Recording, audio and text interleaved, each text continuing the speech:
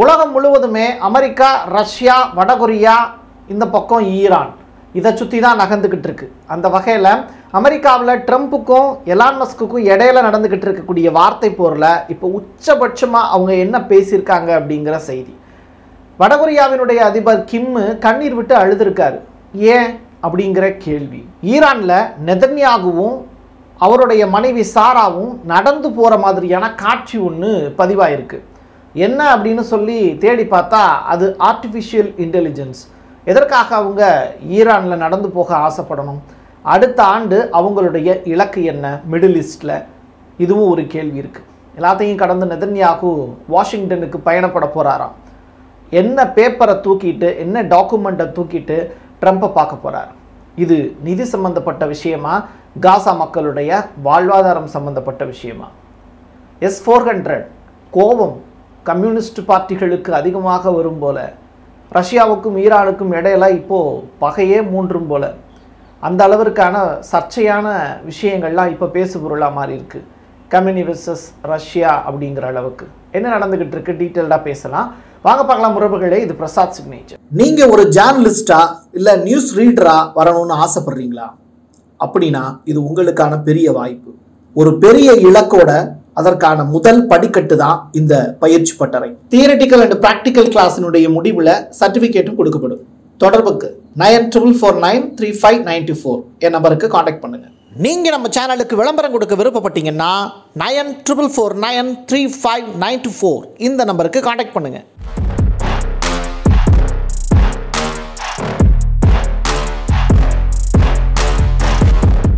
Kazakhstan அப்படிங்கிற அந்த நாட்டினுடைய பிரசிடெண்ட் ஒரு ஸ்டேட்மெண்ட்டை கொடுத்துருக்கார். யாருக்குன்னா ரஷ்யாவினுடைய அதிபர் புட்டினை நோக்கி இந்த விஷயத்தை சொல்லியிருக்கார். அணு ஆயுதங்கள் அற்ற நாடுகளாக எல்லாருமே உருவாகணும், ரஷ்யாவுக்கு இந்த கோரிக்கையை நான் முன்வைக்கிறேன் அப்படிங்கிற ஸ்டேட்மெண்ட்டு.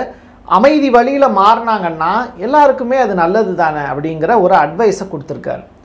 இதற்கு புட்டின் சைட்லேருந்து சொல்லியிருக்கக்கூடிய பதில் என்ன அப்படின்னா, அணு ஆயுதங்களை நாங்கள் வச்சுருக்கோம் அப்படின்னா அது எங்களுடைய பாதுகாப்பாக்கானது அப்படிங்கிறது மட்டும் இல்லை, நாட்டினுடைய இறையாண்மைக்கும் அமைதிக்கும் இன்னைக்கு தேதிக்கு அணு ஆயுதங்களை வச்சிருக்கிறது மட்டும்தான் பாதுகாப்பானது அப்படின்னு சொல்லியிருக்கார்.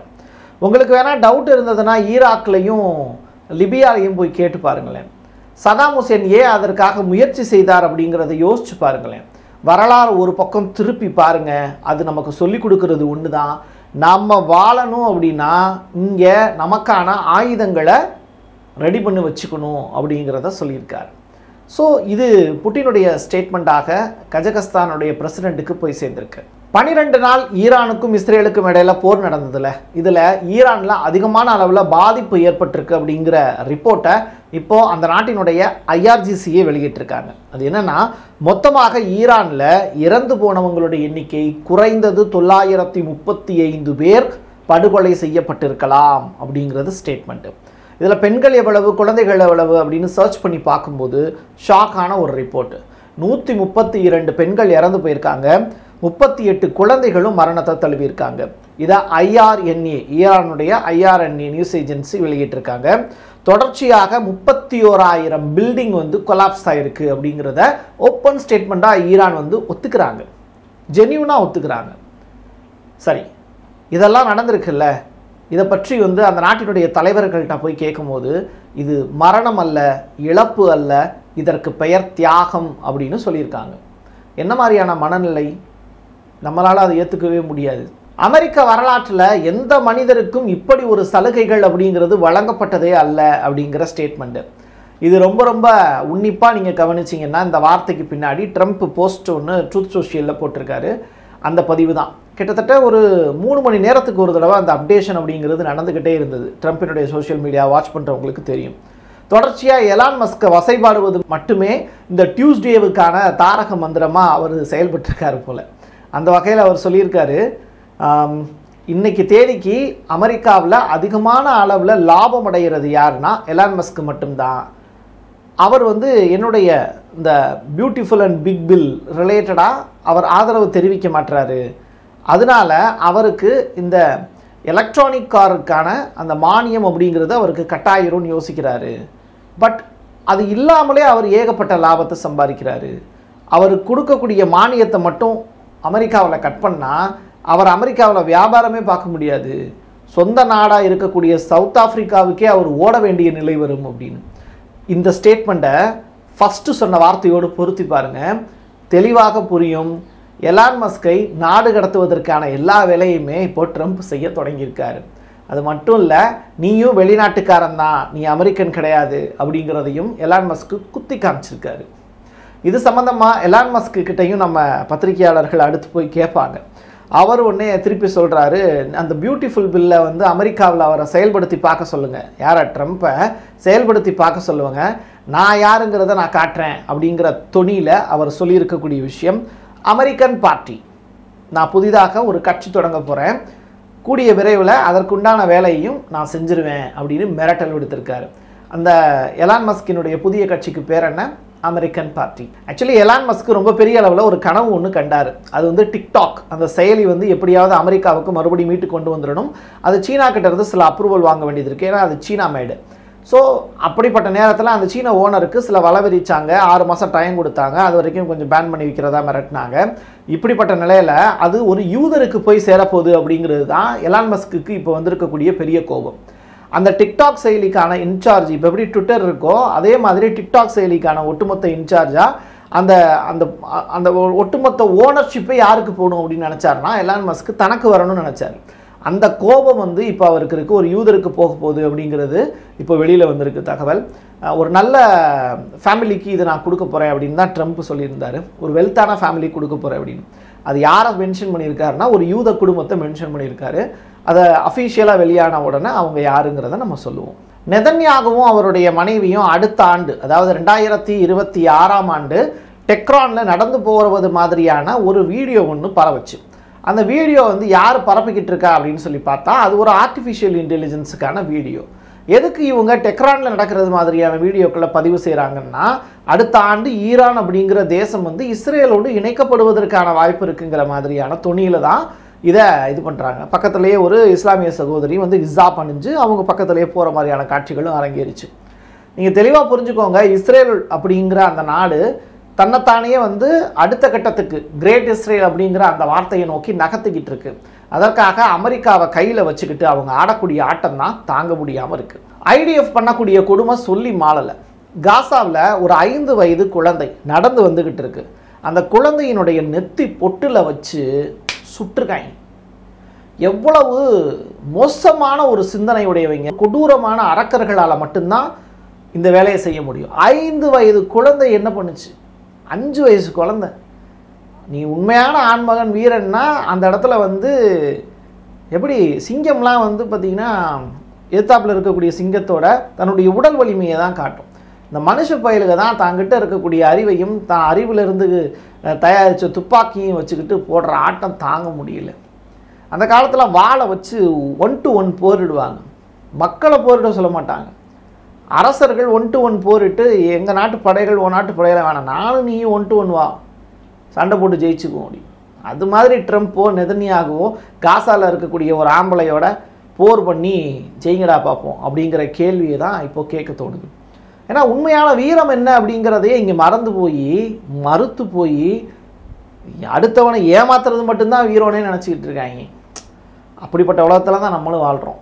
அதுக்கு பேர் டிஸ்டோப்பியன் வேர்ல்டு அப்படின்னு வைக்கலாம். எப்படின்னா கற்பனையான ஒரு உலகம், பணமும் அதிகாரமும் ஏகாதிபத்தியம் மட்டுமே ஆட்சி பண்ணக்கூடிய ஒரு உலகம். அப்படி ஒரு உலகத்தை தான் இப்போ அமெரிக்காவில் ட்ரம்ப் உருவாக்கிக்கிட்டு இருக்காரு. அது என்ன தெரியுமா? நீங்கள் அமெரிக்காவில் குடிமக்களாக இருக்கலாம், நீங்கள் க்ரீன் கார்டு வாங்கியிருக்கலாம், நீங்கள் அமெரிக்காவில் ஏதோ ஒரு வகையில் ஆக்சிடெண்டலாக நீங்கள் ஒரு தப்பு பண்ணுறீங்கன்னு வச்சுக்கோங்க, நீங்கள் குற்றவாளி அப்படின்னு நீதிமன்றம் தீர்ப்பு கொடுத்துருச்சுன்னு வச்சுக்கோங்க, இல்லை சந்தேகப்படுறாங்கன்னு வச்சுக்கோங்க, உங்களுடைய குடியுரிமை ஃப்யூச்சரில் கட்டாயிடும். நீங்கள் அமெரிக்காவோட குடியுரிமைங்கிறதையே நீ ஒரு குற்றவாளி அப்படின்னு நீதிமன்றம் தீர்ப்பு கொடுக்குது அப்படின்னா நீங்கள் அந்த குடியுரிமையை கவர்மெண்ட் ரத்து பண்ணிடும். நீங்கள் வேறு நாட்டுக்கு போகணும், அங்கே வந்து குற்றவாளிகளுக்கு இடமில்லை அப்படிங்கிற அளவுக்கு இப்போ அமெரிக்காவோட சட்டத்தை திருத்திக்கிட்டு இருக்காங்க. இதையும் ட்ரம்பினுடைய பீரியட்லேயே அவர் செஞ்சு அதில் ஒரு பெரிய சைன், நீளமான ஒரு சைன் போடுறதுக்கு ரெடி ஆகிட்டு இருக்காராம். சிரியாவினுடைய பிரச்சனையை பற்றி ஆக்சுவலி அங்கே எதுவும் பிரச்சனை இல்லை, ஆனால் பிரச்சனை இருப்பது மாதிரியான தோற்றத்தை உருவாக்கி இப்போது HDS குழுவினுடைய தலைவர் இருக்கார்ல, அவரை ஈரான் போட்டு தள்ளதா ட்ரை பண்ணதா ஒரு செய்தி ஒன்று வந்துச்சு. அதற்கு பிறகு இப்போ அமெரிக்காவினுடைய செய்தி தொடர்பாளர் கரோலின் அவர்கள் பேசியிருக்கக்கூடிய பேச்சு இப்போ இன்டர்நெட்டை மறுபடியும் ஹாட் டாப்பிக்காக கொண்டு வந்திருக்கு சிரியாவை பற்றி. அது என்னென்னா, சிரியாவில் ஏற்கனவே ட்ரக் மாஃபியா உள்ளிட்ட விஷயங்கள்லாம் இருந்தது, சிறை கைதிகள் அங்கே இருக்கக்கூடிய தலைவர்கள்லாம் எப்படியெல்லாம் துன்பப்பட்டாங்க அப்படிங்கிறத மறுபடியும் நாங்கள் வந்து ரீகன்சிடர் பண்ணி பார்த்துக்கிட்டு இருக்கோம்.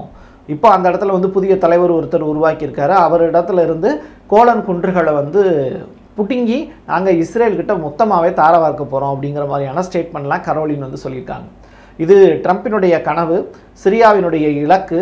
இப்போ இருக்கக்கூடிய HTS குழுவினுடைய தலைவர், சவுதி அரேபியாவினுடைய மன்னர் சல்மான், இவங்கெல்லாம் சேர்ந்து நெருக்கடி கொடுத்து அமெரிக்காவுக்கிட்ட சிரியன் கோலன் குன்றுகள் எப்படியாவது இஸ்ரேலுக்கு வாங்கி கொடுத்துருங்க அப்படின்னு முயற்சி பண்ணிக்கிட்டு இருக்காங்க. காசு கொடுத்து அந்த நிலங்களை வாங்கி குமிக்கக்கூடிய வேலையை இஸ்ரேலும் தாராளமாக பண்ணிக்கிட்டு இருக்கு. ஜோக்ராம் மம்தானி, இந்த நபர் உங்களுக்கு தெரியும். இவர் கேரளாக்காரரு, அதாவது நம்முடைய இந்திய பாரம்பரியத்தை சேர்ந்தவர். இவர் வந்து நியூயார்க்கில் புதிதாக ஒரு மேயர் எலெக்ஷன் நடக்க போகுது, அதில் வந்து ஒரு போட்டியிடுறாரு. ஸோ இந்த எலெக்ஷனில் வந்து இவர் போட்டியிட்டு ஒரு மேயராக தேர்ந்தெடுக்கப்படுவார் அப்படின்னு சொல்கிறாங்க. ஏன்னா இவர் அவ்வளோ கிளவராக வந்து மக்களை வசீகரிக்கக்கூடிய வகையில் பேசுகிறார். இவர் வந்து மதியம் வந்து சாப்பிட்றாரு. சாப்பிடும்போது வந்து அமெரிக்காவெலாம் ஸ்பூன் வச்சு சாப்பிடுவாங்க, சைனாவில் வந்து பார்த்திங்கன்னா 2 குச்சி வச்சு சாப்பிடுவாங்க. அது எப்படி இந்த குச்சியை வச்சு சாப்பிட்றாங்கன்னு தெரியல. நீங்கள் அப்படி யாராவது சாப்பிடக்கூடிய நபராக இருந்தால் கமெண்ட் பாக்ஸில் பதிவு செய்யுங்க. அது ரொம்ப இன்ட்ரெஸ்டிங்காக இருக்கும். நான் ட்ரை பண்ணி பார்த்துருக்கேன், ஒரே ஒரு பருக்கு கூட எடுக்க முடியாது குச்சியில். ஸோ வித்தியாசமானது உணவு முறைகள், அந்த ஊர் மக்களுக்கே உரிய ஸ்டைலில். அப்போது எனக்கு எவ்வளவு தேவையோ என்னுடைய கையிலேருந்து அழகாக அப்படி அள்ளி என்னால் சாப்பிட முடியும். என்னுடைய விரல்களுக்கும் என்னுடைய புத்திக்கும் தெரியும் எனக்கு எவ்வளவு தேவை, என்னுடைய வாய்க்குள்ளே எவ்வளோ போகும் அப்படின்னு. ஸோ அது தெரிஞ்சு அவர் என்ன பண்ணுறாரு, கையில் வந்து எடுத்து சாப்பிட்றாரு.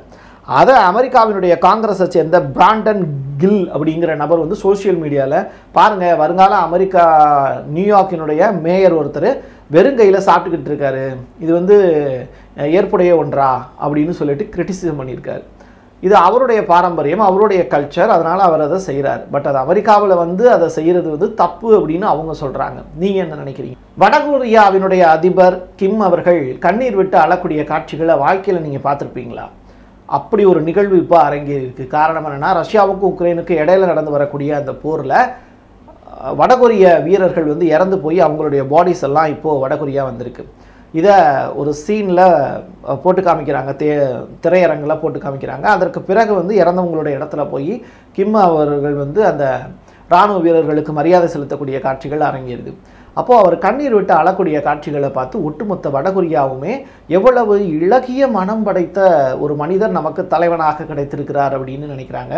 இராணுவ வீரர்களுக்காக கண்ணீர் சிந்தக்கூடிய அவருடைய நற்பண்பை பார்த்து வடகொரிய மக்கள் மேலும் அவர் மேலே அன்பு காட்டுறாங்க. அப்படி தான் பார்க்க முடியுது காட்சிகளை பார்க்கும்போது. இதுக்குள்ளே அரசியல் இருக்கா அப்படின்னு கேட்டால், ஒரு அரசியல்வாதி அழுகிறான் அப்படின்னா அதை நம்பலாமா வேண்டாமா அப்படிங்கிறத என்னைய விட உங்களுக்கு நல்லா தெரியும். ஈரானோட டெபுட்டி பார்லிமெண்ட் ஸ்பீக்கர் அவர் ஒரு ஸ்டேட்மெண்ட்டு, ரஷ்யா கிட்ட இருந்து எங்களுக்கு S-400 அப்படிங்கிறது கிடைக்கல, சரியான நேரத்தில் கிடைக்காததுனால எங்களுக்கு பெரிய பாதிப்பு வந்தது. S-400ங்கிறது ஏர் டிஃபென்ஸ் சிஸ்டம், நம்ம இந்தியாவுக்கு அவங்க கொடுத்துருக்காங்க. S-500 வரைக்கும் ரஷ்யாவில் வந்து தயாரிச்சிருக்காங்க, லேட்டஸ்ட் அப்டேட்டு. ஸோ இந்த S-400 கொடுக்கறதுக்கு தாமதமானது. ஆனால் அதே நேரத்தில் அவங்க துருக்கிக்கும் சவுதி அரேபியாவுக்கும் இந்த டிரான்ஸ்ஃபர் வந்து பண்ணாங்க, பிஸ்னஸ் டீல் பண்ணாங்க. பட் இந்த 12 days வாரில் எங்களுக்கு S-400 எவ்வளோ முக்கியத்துவம் வாய்ந்ததுங்கிறத ரஷ்யாவுக்கு தெரியும். இருந்தாலும் அவங்க கொடுக்காமல் இருந்தது வருத்தம் அளிக்கிறது அப்படின்னு ஈரான் சைட்லேருந்து சொல்கிறாங்க. பட் ரஷ்ய அதிபர் புட்டின் சைடில் இருந்து சொன்ன விஷயம், ஈரான் எங்கள்கிட்ட எந்த ஹெல்ப்பும் கேட்கல அப்படிங்கிறத அவர் சொல்லியிருந்தார். இந்த ரெண்டையும் ஒப்பிட்டு பார்க்கணும். இதுக்குள்ளே ஒரு அரசியல் இருக்குது. அது கம்யூனி வெர்சஸ் புட்டின் அப்படிங்கிற மாதிரி போய் நிற்க போதா ஃபியூச்சரில் அப்படிங்கிற கொஸ்டின் மார்க்கோட நிறுத்திக்கலாம். கடைசியாக நெதன்யாகு வாஷிங்டன் போகிறாரு ஒரு ஃபைலை தூக்கிட்டு.